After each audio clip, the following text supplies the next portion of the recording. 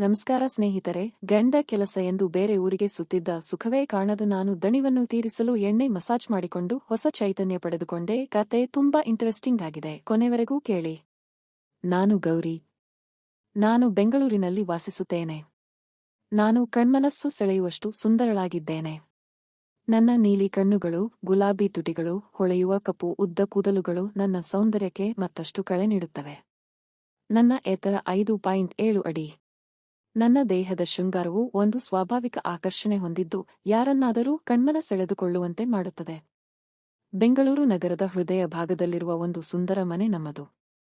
ಮನೆ ಮಾಲೀಕರಾದ ಅಂದರೆ ನನ್ನ ಪತಿರಾಯ ಅರವಿಂದ ಮತ್ತು ನಾನು ಗೌರಿ ವಾಸಿಸುತ್ತಿದ್ದೆವು. ಅರವಿಂದ ಉದ್ಯಮಿ. ಅವನ ವ್ಯವಹಾರ ಚುರುಕಾಗಿ ನಡೆಯುತ್ತಿತ್ತು. ನಾನು ಮನೆಯ ಕೆಲಸಗಳಲ್ಲಿ ತೊಡಗಿಸಿಕೊಂಡು ಶ್ರಮಿಸುತ್ತಿದ್ದೆ. ಮನೆಗೆ ಸಹಾಯ ಮಾಡಲು ಶಾಂತಮ್ಮ ಇದ್ದಳು.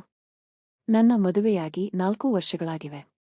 ಅರವಿಂದ ಮನೆಯ ಬದಲಿಗೆ ಬಹಳಷ್ಟು ಸಮಯವನ್ನು ಹೊರಗಡೆ ಕಳೆಯುತ್ತಾನೆ. ಕೆಲವು ದಿನಗಳಿಂದ ಅರವಿಂದ ನನಗೆ ತಿರಸ್ಕಾರ ಮನೋಭಾವದಿಂದ ನೋಡ್ತಾ ಇದ್ದ. ಈ ಕಾರಣದಿಂದ ನಾನು ಸಹ ನನ್ನ ಜೀವನದಲ್ಲಿ ಮನೋರಂಜನೆಗೆ ಹಿಂಜರಿಯಲಿಲ್ಲ. ನಮ್ಮ ಮನೆಯಲ್ಲಿ ಶಾಂತಮ್ಮನ ಜೊತೆ ಇತ್ತೀಚೆಗೆ ಅವಳ ಮಗ ವಿನೋದ ಕೂಡ ಕೆಲಸಕ್ಕೆ ಬರ್ತಾ ಇದ್ದ. ಅವನು ಹಳ್ಳಿಯ ಹುಡುಗನಾಗಿದ್ದು ಮನೆ ಕೆಲಸದಲ್ಲಿ ತುಂಬಾ ಚುರುಕಾಗಿದ್ದ. ಅವನು ಅಲ್ಪ ಸಮಯದಲ್ಲೇ ನಮಗೆ ಒಪ್ಪಿಗೆಯಾಗಿ ಬಿಟ್ಟ. ಇದೇ ರೀತಿ ದಿನಗಳು ಕಳೆದವು. ಹೀಗಿರುವಾಗ ದಿನೊಂದು ಬೆಳಗ್ಗೆ ಅರವಿಂದ ಹೇಳುತ್ತಾನೆ, ಗೌರಿ, ನಾನು 1 ವಾರ ಹೊರಗಡೆ ಹೋಗಬೇಕಾಗಿದೆ. ಮುಂಬೈನಲ್ಲಿ ಒಂದು ಮಹತ್ವದ ವ್ಯವಹಾರ ಸಭೆ ಇದೆ. ಗೌರಿ ನಗುತ್ತಾ, ತಲೆ ಸರಿ, ಹೋಗಿ ಬನ್ನಿ. ನಾನು ಮತ್ತು ಶಾಂತಮ್ಮ ಮನೆ ನೋಡಿಕೊಳ್ಳುತ್ತೇವೆ ಎನ್ನುತ್ತಾಳೆ.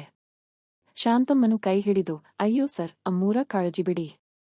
ಅಮ್ಮೂರ ಜೊತೆ ನಾನು ಇರುತ್ತೇನೆ ಎನ್ನುತ್ತಾಳೆ. ಅರವಿಂದ ತನ್ನ ಲಗೇಜ್ ಪ್ಯಾಕ್ ಮಾಡಿಕೊಂಡು ದಿನ ಬೆಳಿಗ್ಗೆ ಬಸ್ ಹಿಡಿದು ಮುಂಬೈಗೆ ಹೊರಡುತ್ತಾನೆ. ನಾನು ಮತ್ತು ಶಾಂತಮ್ಮ ಮನೆಯಲ್ಲೇ ಒಟ್ಟಾಗಿ ದಿನಗಳನ್ನು ಕಳೆಯುತ್ತೇವೆ. ಆದರೆ ಅರವಿಂದ ಹೊರಗೆ ಹೋಗುವ ಮೊದಲೇ ಆತ ಗೌರಿಯ ಬಳಿ ಕೇಳುತ್ತಾನೆ, ಗೌರಿ, ನಿನಗೆ ಏನಾದರೂ ಬೇಕಾದರೆ ನನಗೆ ಫೋನ್ ಮಾಡು. ಈಚೆಗೆ ನೀನು ಏನೋ ಚಿಂತೆ ಮಗ್ನವಾಗಿರುವ ಹಾಗೆ ತೋರುತ್ತಿದೆ. ನಾನು ನಗುತ್ತಾ, ಏನೂ ಇಲ್ಲ, ನೀವು ನನ್ನ ಬಗ್ಗೆ ತಲೆಕೆಡಿಸಿಕೊಳ್ಳಬೇಡಿ. ನೀವು ಹೋಗಿ ಬನ್ನಿ ಎಂದೆ. 3 ದಿನಗಳ ನಂತರ ಶಾಂತಮ್ಮ ಗೌರಿಯ ಬಳಿ ಬಂದು ಹೇಳುತ್ತಾಳೆ, ಅಮ್ಮ, ನನಗೆ ನನ್ನ ಊರಿಗೆ ಹೋಗಬೇಕಾಗಿದೆ. ಅಪ್ಪನಿಗೆ ಆರೋಗ್ಯ ಸರಿಯಿಲ್ಲವಂತೆ. ನನಗೆ 2 ದಿನ ಬಿಡಿ. ಗೌರಿ ಅದನ್ನು ಕೇಳಿ ಸಹಾನುಭೂತಿಯಿಂದ ತಲೆದೂಗುತ್ತಾಳೆ. ಶಾಂತಮ್ಮ, ನೀನು ಹೋಗು. ಎಷ್ಟು ದಿನ ಬೇಕಾದರೂ ಹೋಗಿ ಬಾ. ಆಗ ಶಾಂತಮ್ಮ, ಅಮ್ಮೂರೇ, ನಿಮಗೆ ಕೆಲಸದಲ್ಲಿ ವಿನೋದ ಸಹಾಯ ಮಾಡುತ್ತಾನೆ ಎಂದು ಹೇಳಿ ಹೊರಡುತ್ತಾಳೆ. ಒಂದು ದಿನ ನಾನು ರಾತ್ರಿ ಸಂಬಂಧಿಕರ ಮನೆಯಲ್ಲಿ ಕಾರ್ಯಕ್ರಮವಿದ್ದ ಕಾರಣ ಕಾರ್ಯಕ್ರಮಕ್ಕೆ ಹೋಗಿದ್ದೆ. ಅದನ್ನು ಮುಗಿಸಿ ಮನೆಗೆ ಬಂದೆ. ತುಂಬಾ ದೂರದ ಪ್ರಯಾಣ ಮಾಡಿದುದರಿಂದ ತುಂಬಾ ಸಮಯ ನಿದ್ರಿಸುತ್ತಿದ್ದೆ. ಬೆಳಿಗ್ಗೆ 11 ಗಂಟೆಗೆ ಎದ್ದು ಕೆಲಸದವ ವಿನೋದ್ಗೆ ಚಹಾ ತರುವಂತೆ ಹೇಳಿದೆ. ಅಷ್ಟರಲ್ಲಿ ಅವನು ನಾನು ಗಮನಿಸದಂತೆ ನನ್ನ ದೇಹದ ಶೃಂಗಾರವನ್ನು ನೋಡಿ ಬೆರಗಾದ. ನಾನು ಅದನ್ನು ಗಮನಿಸದಂತೆ ನಡೆದುಕೊಂಡೆ. ಅವನ ಕಣ್ಣು ನನ್ನ ತಲೆ ಮೇಲೆ ಇರಿಸಿಕೊಂಡಿತು. ಅವನ ವರ್ತನೆಗೆ ನಾನು ಹೆಚ್ಚು ಗುರಿಯಾಗದೆ ಚಹಾ ಕುಡಿಯುತ್ತಿದ್ದೆ. ಅರವಿಂದ ಮುಂಬೈಗೆ ಹೋಗಿದ್ದಾಗ ನಾನು ಮನೆಯಲ್ಲಿ ಶಾಂತವಾಗಿರಲು ಪ್ರಯತ್ನಿಸುತ್ತಿದ್ದೆ. ಒಂಟಿತನ, ವಿಚಿತ್ರ ಆಲೋಚನೆಗಳು ಮತ್ತು ಹಳೆಯ ನೆನಪುಗಳು ನನ್ನ ಮನಸ್ಸನ್ನು ತಲ್ಲಣಗೊಳಿಸುತ್ತಿದ್ದವು. ಇಂತಹ ಸಮಯದಲ್ಲಿ ನನಗೆ ಪ್ರಜ್ಞೆ ಮೂಡಿತು, ನನಗೆ ನನ್ನ ಜೀವನದಲ್ಲಿ ಖುಷಿ ಇಲ್ಲ, ಏನಾದರೂ ಬೇರೆ ಮಾರ್ಗ ಕಂಡುಹಿಡಿಯಬೇಕು ಎಂದು. ಮರುದಿನ ಸಂಜೆ ಊಟ ಮಾಡುವಾಗ ನನ್ನ ಮನಸ್ಸಿನಲ್ಲಿ ವಿನೋದನ ಜೊತೆ ಸಂವಾದ ಪ್ರಾರಂಭವಾಯಿತು. ನಾನು ಅವನಿಗೆ ಊರಲ್ಲಿನ ಕೆಲಸಗಳ ಬಗ್ಗೆ ಕೇಳತೊಡಗಿದೆ. ನೀನು ನಿನ್ನ ಊರಲ್ಲಿ ಏನು ಮಾಡುತ್ತಿದ್ದೀಯಾ? ಅವನು ಉತ್ತರಿಸಿದ, ನಾನು ನನ್ನ ಊರಿನಲ್ಲಿ ರೈತರ ಕೂಲಿ ಕೆಲಸ ಮಾಡುತ್ತಿದ್ದೆ.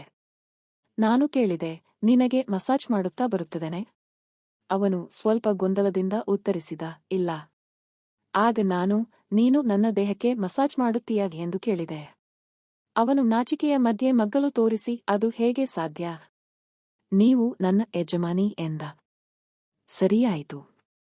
ನನ್ನ ದೇಹ ತುಂಬಾ ದಣಿದಿದ್ದರಿಂದ ನಾನು ಅವನಿಗೇನೂ ಬದಲಾವಣೆ ಇಲ್ಲದೆ ತಕ್ಷಣವೇ ಹೇಳಿದೆ, ನೀನು ಬೇಗ ಎಣ್ಣೆ ತೆಗೆದುಕೊಂಡು ಬಾ. ಆಗ ಅವನು ತಕ್ಷಣವೇ ಅಡುಗೆ ಮನೆಯಲ್ಲಿನ ಎಣ್ಣೆಯ ಬಾಟಲ್ ತೆಗೆದುಕೊಂಡು ಬಂದು ನನ್ನ ಬಳಿ ನಿಂತನು. ನಾನು ಅವನಿಗೆ ಸೂಚನೆ ನೀಡಿದ್ದೆ, ನನ್ನ ಪಾದದಿಂದ ಪ್ರಾರಂಭಿಸಿ ಮಸಾಜ್ ಮಾಡುವಂತೆ. ಅವನು ಎಣ್ಣೆ ತನ್ನ ಕೈಗಳಿಗೆ ಹಚ್ಚಿಕೊಂಡು ನನಗೆ ಮುಟ್ಟಿದಾಗ ಅವನ ಕೈಗಳ ಕಂಪನವನ್ನು ಸ್ಪಷ್ಟವಾಗಿ ಅರಿತುಕೊಂಡೆ. ನಾನು ಅವನ ಕೈಗಳನ್ನು ಮತ್ತಷ್ಟು ಪ್ರೋತ್ಸಾಹಿಸಿದೆ, ನೀನು ನಿನ್ನ ಯಜಮಾನರಿಗೆ ಹೇಗೆ ಮಾಡುತ್ತೀಯೋ ಹಾಗೆ ನನಗೂ ಕೂಡ ಮಾಡು. ಅವನು ಮೊದಲಿಗೆ ಹಿಂಜರಿದರು. ನನ್ನ ಪ್ರೋತ್ಸಾಹದಿಂದ ಮುನ್ನಡೆಯಲು ತೊಡಗಿದ. ಅವನ ಕೈಯ ಶಿಥಿಲ ಸ್ಪರ್ಶ ನನ್ನ ಪಾದಗಳ ಬಡಿತವನ್ನು ತಕ್ಷಣವೇ ಸಡಗಿಸಿತು. ನಾನು ಮತ್ತಷ್ಟು ಚಾಚಿಕೊಂಡು ಅವನಿಗೆ ನನ್ನ ಪಾದಗಳ ಮೇಲೆ ಹೆಚ್ಚು ಒತ್ತಡದಿಂದ ಮಸಾಜ್ ಮಾಡುವಂತೆ ಸೂಚಿಸಿದೆ. ಅವನ ಮುಗ್ಧ ಮುಖ ಮತ್ತು ಕಂಪಿಸುವ ಕೈಗಳಿಂದಾಗಿ ನನಗೆ ಮತ್ತಷ್ಟು ಕುತೂಹಲ ಉಂಟಾಯಿತು. ನಾನು ಹಾಸಿಗೆಯ ಮೇಲೆ ಹಾಸಿಕೊಂಡು ಅವನಿಗೆ ನನಗೆ ಬೆನ್ನು ಮತ್ತು ಪಾದಗಳಿಗೆ ಒತ್ತುವರಿ ನಡೆಸಲು ಹೇಳಿದೆ. ಅವನು ಸ್ವಲ್ಪ ಗೊಂದಲದಲ್ಲಿದ್ದರೂ ನನ್ನ ಸೂಚನೆಗಳಿಗೆ ತಕ್ಷಣವೇ ಪ್ರತಿಕ್ರಿಯಿಸುತ್ತಿದ್ದ. ಅವನ ತಾಜಾ ಕೈಗಳು ಎಣ್ಣೆಯನ್ನು ನನ್ನ ಬೆನ್ನಿಗೆ ಹಚ್ಚಿ ಮಸಾಜ್ ಮಾಡುವಾಗ ನನ್ನ ದೇಹದ ದಣಿವು ಸರಿಯಾಗಿ ನಿವಾರಣೆಯಾಗತೊಡಗಿತು. ನಾನು ಅವನ ತೋಳನ್ನು ಸಿಡಿಲಿಸಲು ಪ್ರೋತ್ಸಾಹಿಸುತ್ತಿದ್ದಂತೆ ಅವನ ವಿಶ್ವಾಸ ಹೆಚ್ಚುತ್ತಿದೆ ಎಂಬುದನ್ನು ಅರಿತುಕೊಂಡೆ. ನಾನು ಅವನನ್ನು ಪ್ರೀತಿಯಿಂದ ಪ್ರಶ್ನಿಸತೊಡಗಿದೆ, ನೀನು ಹಿಂದೆ ಯಾವಾಗಲಾದರೂ ಇಂತಹ ಕೆಲಸ ಮಾಡಿದ್ದೀಯಾ? ಅವನು ನಾಚಿಕೆಗಳಿಂದ ಉತ್ತರಿಸಿದ್ದು, ಇಲ್ಲ ಅಮ್ಮೂರೇ, ಇದು ಮೊದಲ ಬಾರಿಗೆ. ನಾನು ಸುಮ್ಮನೆ ಅಡಗಿಸಿಕೊಂಡೆ. ಆದರೆ ಆ ಕ್ಷಣಗಳಲ್ಲಿ ಮನಸ್ಸಿನಲ್ಲಿ ಹಲವು ಭಾವನೆಗಳು ಹರಿದಾಡುತ್ತಿದ್ದವು. ನನ್ನ ಗಂಡನ ನನ್ನ ಮೇಲೆ ಮಾಡಿದ ನಿರ್ಲಕ್ಷ್ಯವನ್ನು ನೆನೆದು ನನ್ನೊಳಗೆ ಅಸಮಾಧಾನವು ಹೆಚ್ಚಾಗಿತ್ತು. ಅವನು ಮತ್ತೆ ಮಸಾಜ್ ಮಾಡಲು ಮುಂದಾದಾಗ ನಾನು ಅವನ ಮೇಲೆ ಕಣ್ಣು ಹಾಕಿ ಅವನ ಕೈಗಳು ನನ್ನ ಬೆನ್ನು ಹತ್ತಿ ಜಾಣ್ಮೆಯಿಂದ ಕೆಲಸ ಮಾಡುತ್ತಿದ್ದವು. ಅಷ್ಟರಲ್ಲಿ ನಾನು ಅವನ ಪ್ರಾಮಾಣಿಕ ಸ್ವಭಾವದಿಂದ ಕೂಡ ಹೆಚ್ಚು ತೃಪ್ತಿಯಾಗಿದ್ದೆ. ಅವನು ತನ್ನ ಕೆಲಸವನ್ನು ಮುಗಿಸುತ್ತಿದ್ದಂತೆ ನಾನು ನನ್ನೊಳಗಿನ ನೆಮ್ಮದಿಯನ್ನು ಅನುಭವಿಸಿದೆ.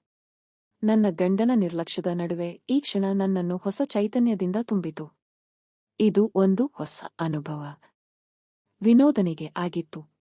ಅವನು ತನ್ನ ಕೊನೆ ಮಾತಿನಲ್ಲಿ ಹೇಳಿದ, ಅಮ್ಮೂರೇ, ನಿಮಗೆ ಮತ್ತಷ್ಟು ಸಹಾಯ ಬೇಕಾದರೆ ನಾನು ಯಾವಾಗಲೂ ಸಿದ್ಧನಾಗಿರುವೆ ಎಂದು ಮುಗುಳುನಗುತ್ತಾ ಹೇಳಿದ.